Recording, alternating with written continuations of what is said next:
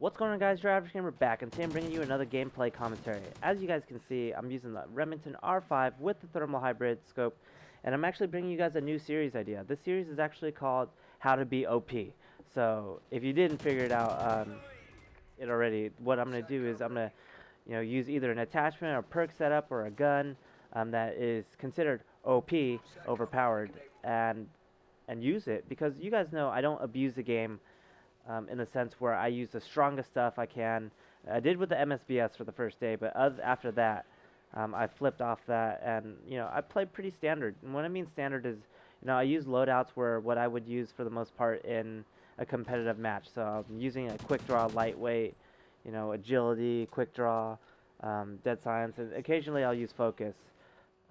So let's get back onto the topic of UD in general right now. So the current state, since Turbo Man decided to leave us, and we wish him the best of luck. No hard feelings. He makes great videos. He has the opportunity to grow his channel and go forth and go get it. One of the big things for us now, since there's just myself and Liu Kang, we're going to be posting 3 days a week. So Monday, Wednesday, and Friday, you can expect a video. And we're going to keep it pretty standard right now. Monday, Wednesday, and Friday. 1 week I'll be posting twice. Like this week I'll be posting twice, or possibly even 3 times with Christmas coming up. And then Liu Kang will be posting, once or twice within a given week. So that's going to be the big difference maker now within UD, is the fact that we're going to be creating content very, very, very non-stop, in a sense. We're just going to keep trying to pound it out and grind it out. And hopefully we can bring you guys everything. And leave a comment down below if you want to see, if you have suggestions for an OP class setup or something you think is super OP. I'd be happy to try it out and give you credit for it. And going on the path of just what we are, what makes it really crazy is the fact that Liu Kang does a lot of like the competitive stuff, and I do a lot of like the pub stuff, and I snipe. And one of the things that I want to discuss about is the next update. So Call of Duty released the patch notes for the next update, and the one thing that stands out is, yes, they are nerfing the MSBS, which need to be nerfed since the day one of the game, but also the nerf of snipers. And this is something that I don't necessarily agree with, because snipers in general, you can almost get away with outrunning quick draw. And what they're talking about the nerf is when you zoom in with quick draw to even slow that down. So that's where I don't agree with. I agree that the ADS should be slowed down if you're not using quick draw, but with quick draw it shouldn't be affected. That's going to be one of those big things. I think they're really trying to eliminate the quick scope and bring it to its deathbed, but I'm pretty sure the community is going to have a pretty bad backlash on that. They're also releasing a gun DLC. We've yet to find out, if it's going to be an AR or a marksman rifle or a shotgun. So I have to stay tuned on that part. But it's going to be pretty interesting to see the new DLC, and hopefully, it's a lot of small maps. I know that when this game first dropped, what made it really difficult to play was the sense that it was based around this whole next gen big maps, and that caused people to camp. One of the big things I hope they nerf is the IEDs, because the IEDs are ridiculous in the sense that you could hardly even see them. The light that blinks, you could barely see it. Most of the time it's leaning the opposite way, so you can't see it. So that's another big frustration for myself when I play this game is, walking around getting hit by IEDs, and that's something that's really annoying to myself, because claymores before, you can kind of trip and delay, because there was a perk to delay.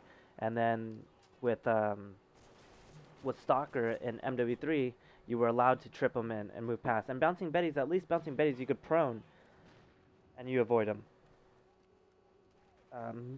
Let's keep on with the topics of what's been going on, current trends.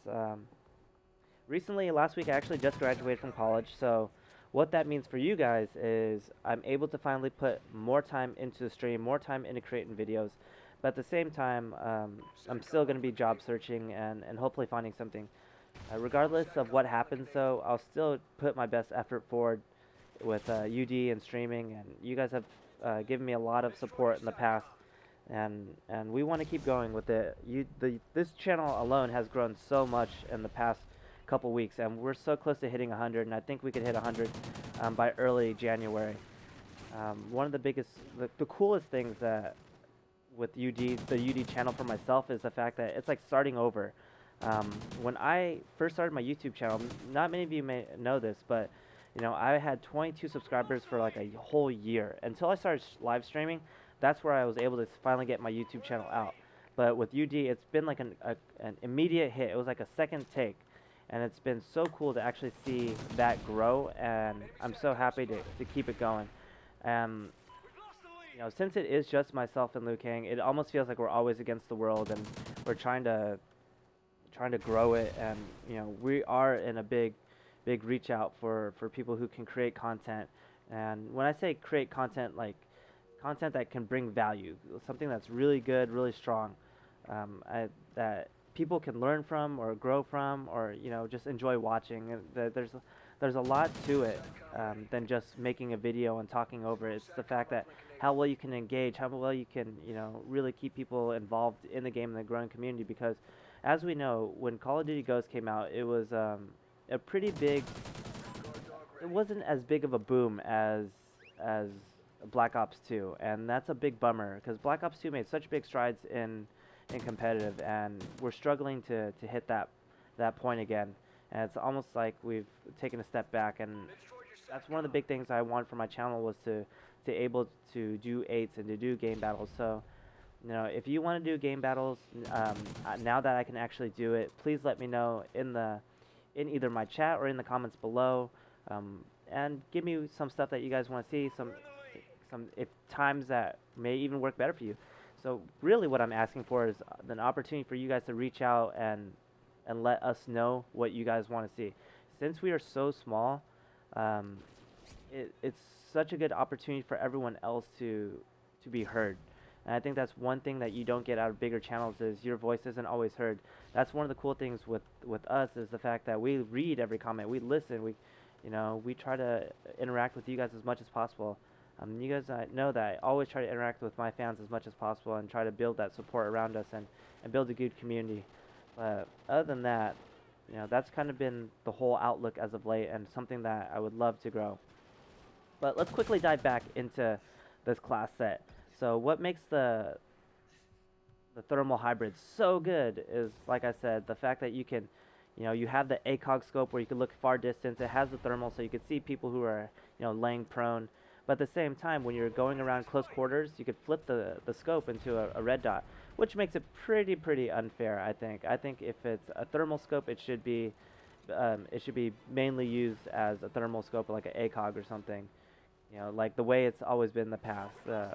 Having all these abilities to do so kind of takes away from the game. The game is actually about to end. I ran out of saving space on my computer. Thank you guys so much for watching. Leave a comment down below on what else you would like to see, and I'll see you guys back in the live stream later today. Peace!